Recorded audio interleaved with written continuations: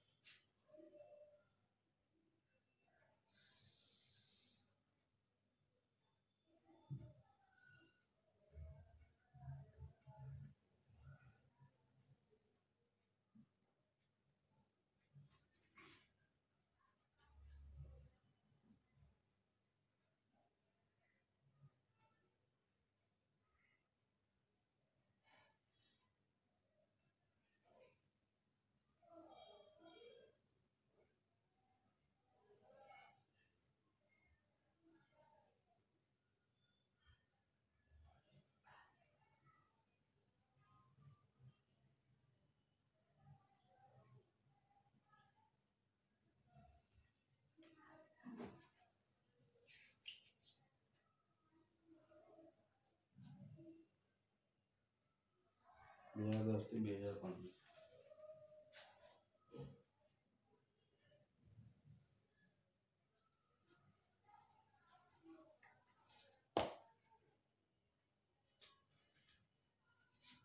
2010, 2011, 2012, 2013, 2014,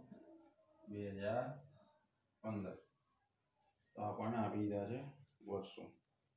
અને 110, 112, 109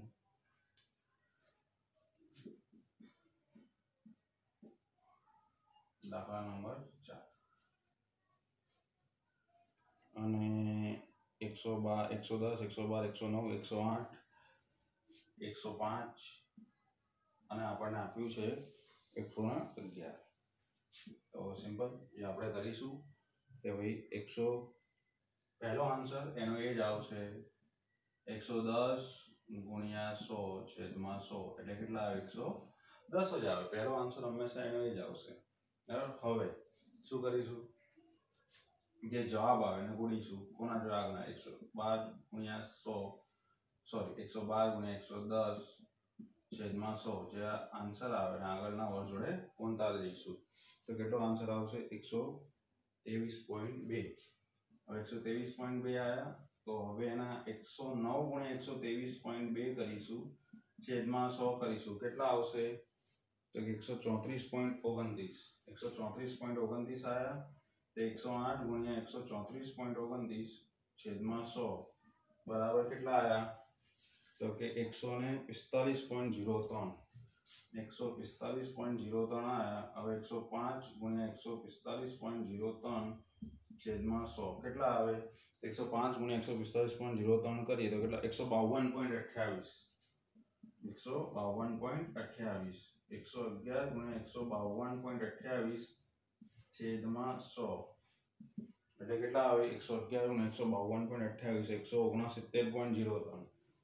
169.03 આપણો આન્સર કે જે જવાબ આવે કે જે આન્સર આવે એના જોડે આપણે ગુણતા જવાનું 123.2 અહીંયા ગુણાશે 134.29 108 જોડે ગુણાયા 145.03 105 જોડે 152.8 111 જોડે તો આ રીતે આપણે આગળના વર્ષ જોડે ગુણતા જઈશું તો આપણને આન્સર મળતો રહેશે.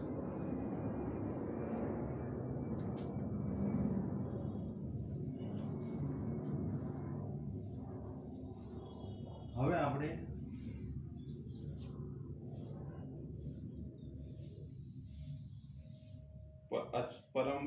અચલ ને પરમપરિતમાં પરમપરિત ને અચલમાં શીખ્યા. હવે અચલ ને પરમપરિતમાં ફેરવતા શીખીશું. દાખલા નંબર 2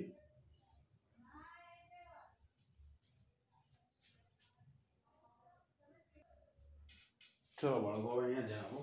તમારે હવે દાખલા નંબર 4 માં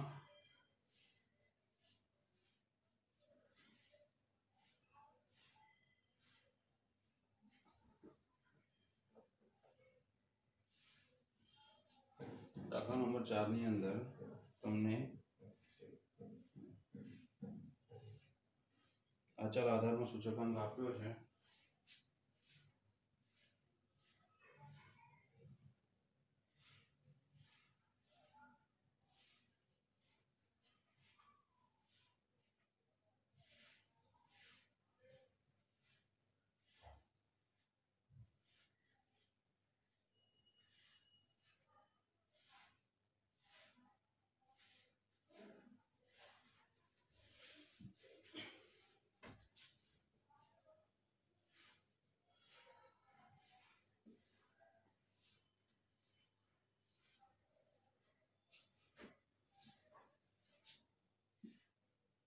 અચલ આધારનો સૂચકાંક આપ્યો છે અને તમારે પરંપરિત આધારમાં ફેરવવાનો. યાદ રાખો અચલ આધારના સૂચકાંકને પરંપરિત આધારમાં ફેરવવાનું હોય અચલ આધારના સૂચકાંકને પરંપરિત આધારના સૂચકાંકમાં ફેરવવાનું હોય એટલું યાદ રાખો કે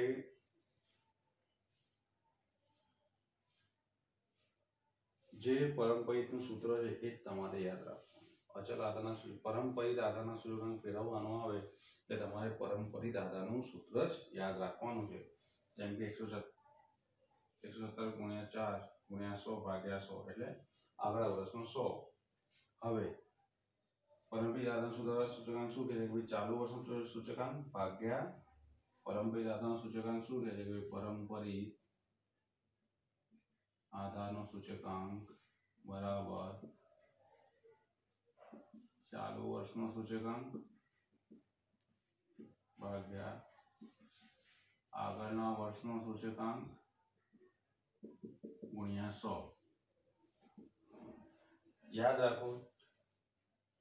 તમને ખાલી પરંપરિત આધારનો સૂચકાંક કીધું હોય અથવા અચલ આધારના સૂચકાંકને પરંપરિત આધારના સૂચકાંકમાં ફેરવવા કીધું હોય, તમારે પરંપરિત આધારનું સૂત્ર યાદ રાખવાનું। ઇન શોર્ટ, જ્યારે તમને પરંપરિત આધારનો રીતે દાખલો કરવામાં કહે એટલે તમારે પરંપરિત આધારનું સૂત્ર યાદ રાખવાનું છે। એ પછી માહિતી પરથી શોધવાનું હોય અથવા અચલ આધારમાંથી પરંપરિતમાં ફેરવવાનું હોય। તો પરંપરિત આધારનું સૂચકાંક ચાલુ વર્ષનું સૂચકાંક અને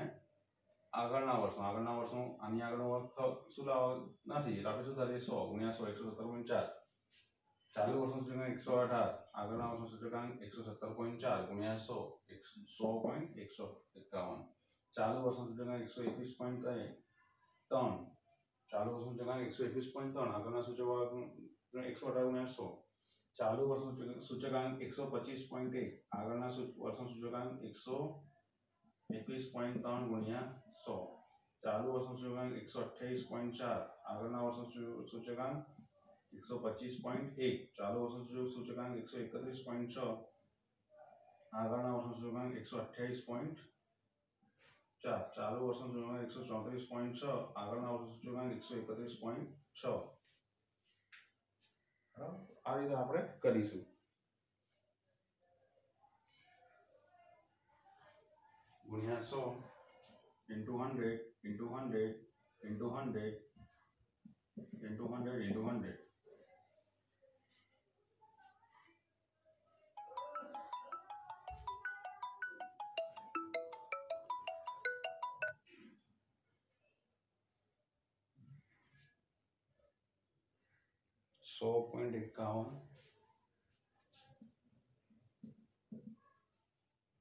એના પછી